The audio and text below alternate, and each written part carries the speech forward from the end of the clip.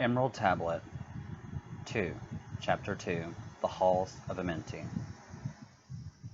Deep in Earth's heart lie the halls of Amenti, far 'neath the islands of sunken Atlantis. Halls of the dead and halls of the living, bathed in the fire of the infinite all.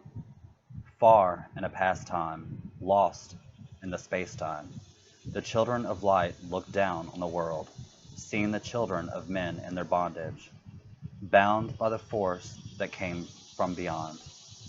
Knew they that only by freedom from bondage could man ever rise from the earth to the sun. Down they descended and created bodies, taking the semblance of man as their own. The masters of everything said, after their forming, "We are they who were formed from the space dust, partaking of life from the infinite all, living in the world as children of men, like and yet unlike the children of men." Then, for dwelling place, far 'neath the earth's crust, blasted great spaces by their power, spaces apart from the children of men, surrounded them by forces and power, shielded from harm they, the halls of the dead. Side by side, then, placed they other spaces, filled them with life and with light from above. Builded they then the halls of Amenti, that they might dwell eternally there, living with life to eternity's end. 32 were there of the children, sons of light, who had come among men, seeking to free from their bondage of darkness those who were bound by the force from beyond. Deep in the halls of life grew a flower, flaming, expanding, driving backward the night, placed in the center a ray of great potence, life-giving, light-giving, filling with power all who came near it. Placed they around it thrones 22 and 30, placed for each of the children of light, placed so that they were bathed in the radiance, filled with the life from the eternal light. 3 time after time, placed there they first created bodies, so that they might be filled with the spirit of life. 100 years out of each 1,000 must life-giving light flame forth on their bodies, quickening, awakening the spirit of life. There, in the circle from aeon to aeon, sit the great masters, living a life not known among men. There, in the halls of life, they lie sleeping. Free flows their soul through the bodies of men. Time after time, while their bodies lie sleeping, incarnate they in the bodies of men, teaching and guiding onward and upward, out of the darkness into the light. There in the hall of life, filled with their wisdom, known not to the races of man, living forever 'neath the cold fire of life, sit the children of light. Times there are when they awaken, come from the depths to be lights among men, infinite they among finite men. He who by progress has grown from the darkness, lifted himself from the night into light. Free is he made of the halls of Amenti, free of the flower of light and of life. Guided he then by wisdom and knowledge, passes from men to the master of life. There he may dwell as one with the masters, free from the bonds of the darkness of night. Seated within the flower of radiance sit 7 lords from the space-time above us, helping and guiding through infinite wisdom the pathway through time of the children of men. Mighty and strange, they veiled with their power, silent, all-knowing, drawing the life force, different yet one with the children of men, different, and yet one with the children of light. Custodians and watchers of the force of man's bondage, ready to lose when the light has been reached. First and most mighty sits the veiled presence, Lord of lords, the infinite 9, over the others from each cosmic cycle, weighing and watching the progress of men. Under he sit the lords of the cycles, 3, 4, 5, and 6, 7, 8. Each with his missions, each with his powers, guiding, directing the destiny of man. They sit, they, mighty and potent, free of all time and space, not of this world they, yet akin to it, elders brothers they, of the children of men, judging and weighing they with their wisdom, watching the progress of light among men. There before them was I led by the dweller, watched him blend with one from above. Then he came forth, a voice saying, Great art thou, Thoth, among children of men, free henceforth of the halls of Amenti, master of life among children of men. Taste not of death except as thou will it. Drink thou of life to eternity's end. Henceforth forever is life, thine for the taking. Henceforth is death at the call of thy hand. Dwell here or leave here when thou desireth. Free as Amenti to the Son of Man. Take thou up life in what form thou desireth. Child of light that has grown among men. Choose thou thy work, for all souls must labor. Never be free from the pathway of light. One step thou hast gained on the long path upward. Infinite now is the mountain of light. Each step thou takest but heightens the mountain. All of thy progress but lengthens thy goal. Approach ye ever the infinite wisdom.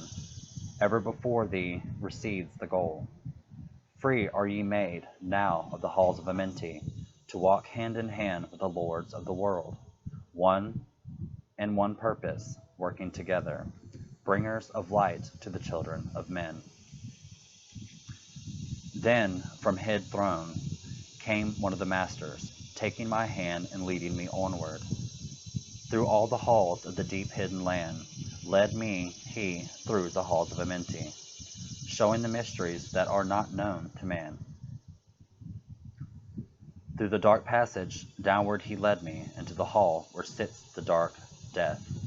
Vast as space lay the great hall before me, walled by darkness but yet filled with light. Before me arose a great throne of darkness. Veiled on it seated a figure of night. Darker than darkness sat the great figure, dark with a darkness not of the night. Before it then paused the Master, speaking, the word that brings about life, saying, O Master of darkness, guide of the way from life unto life. Before thee I bring a son of the morning. Touch him not ever with the power of night. Call not his flame to the darkness of night. Know him and see him, one of our brothers, lifted from darkness into the light. Release thou his flame from its bondage. Free let it flame through the darkness of night. Raised then the hand of the figure. Forth came a flame that grew clear and bright. Rolled back swiftly the curtain of darkness. Unveiled the hall from the darkness of night. Then grew in the great space before me, flame after flame from the veil of the night. Uncounted millions leapt they before me, some flaming forth as of flowers of fire. Others there were the shed a dim radiance, glowing but faintly from out of the night. Some there were the faded swiftly, others that grew from a small spark of light, each surrounded by its dim veil of darkness, yet flaming with light that could never be quenched. Coming and going like fireflies in springtime, filled they the space with light and with life. Then spoke a voice mighty and Solomon, saying, These are the lights that are souls among men, growing and fading, existing forever, changing yet living through death into life. When they have bloomed into flower, reached the zenith of growth in their life.